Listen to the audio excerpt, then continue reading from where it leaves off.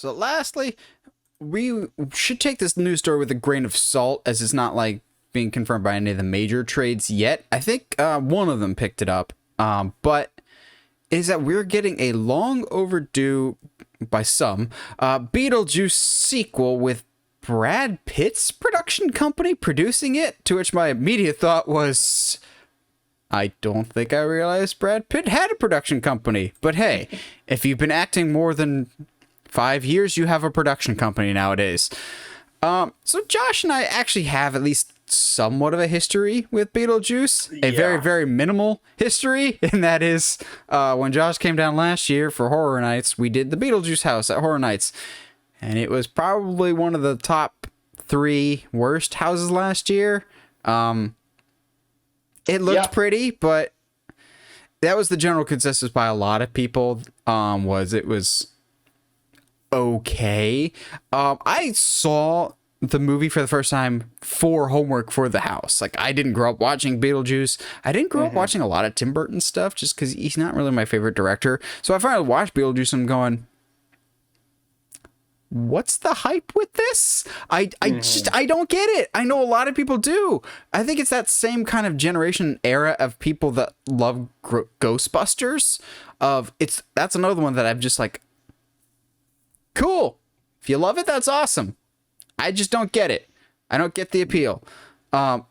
This is one though that, like, it feels like the rumor pops up for this every couple months of Tim Burton's coming back to do Beetlejuice 2 with Michael Keaton and Winona Ryder returning. And then every single time, I know you've seen them, Josh, you get those 2 uber fake looking posters that just say Beetlejuice 2. People are like, Beetlejuice 2 is happening. See, there's a poster. I'm going, you know how easy it is to create a poster, guys? Come on. Just because there's a quote-unquote poster. I made a fan-made poster for a Nightwing movie in 2019. Yeah, y'all remember that 2019 Nightwing movie?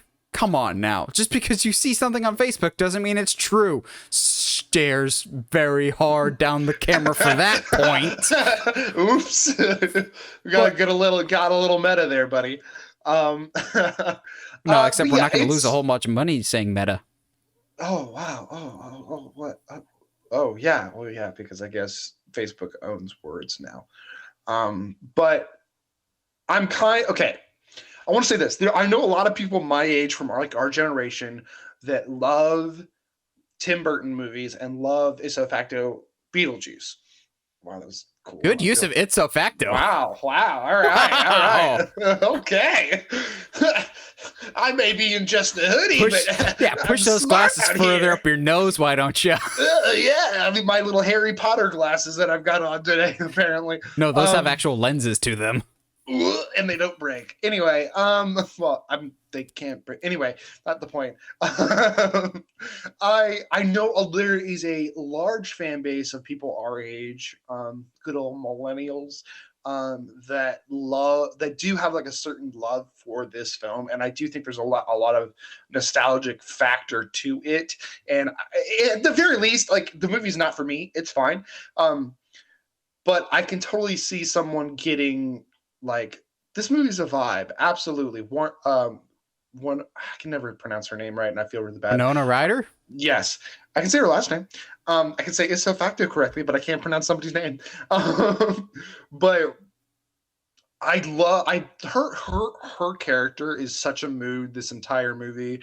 Like, if anything, she's the only reason that I continue to watch this movie. It's a lot of fun. She's a great character. But that being said, I don't know what you do for a second one. What, Beetlejuice tries to tempt somebody else? Like, you know what I mean? Like, what? Yes, a 70-year-old Michael Keaton.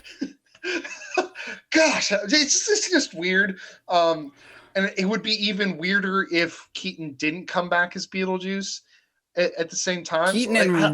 Keaton and Ryder are expected to come back. Yeah, so I don't know. Maybe it's Beetlejuice training a new Beetlejuice. I don't know how that would work, like, demon wise. I don't actually hate that idea. That's not a bad idea. Somehow Winona Ryder's character has died, and she is trained to be the new ghost, so to speak. That would be so wild to see her, like, just her as an actor, like, act like a Beetlejuice. Oh, that would be so wild. And That's she just not haunts something. the Stranger Things kids. She makes lights blink on and off all the time. I'm wondering how much, though, of this movie finally, if it's actually happening, how much of this is due in no small part to the Keaton science that we've experienced of Spider-Man Homecoming being a huge deal. He's coming back as Batman. Like, Keaton is in the mainstream again and revisiting old roles with Batman. So maybe they're just like, well, Keaton, we got this big old dump truck back in your backyard full of unmarked dollar bills. You want to do a Beetlejuice sequel? And be like, yeah, sure, why not? That sounds cool. Oh man, which is it is crazy. He's like he's coming back as Batman. He played a Birdman twice. Get it? Because he was a Birdman and then he was Vulture. On a roll today, guys. On a roll. So ipso facto, that was. So ipso facto, put my glasses a little bit higher, and then take a big sip of coffee from my Shrek mug. But I'm down. I'm always down to see more Keaton. He's a great actor, and why not? I mean, and Tim Burton knows about Shrek because I'm gonna hurt my back on this one. Tim Burton did Batman Returns, and Christopher Walken plays Max Shrek, the mayor of whoever of Gotham. Boo! Boo this man!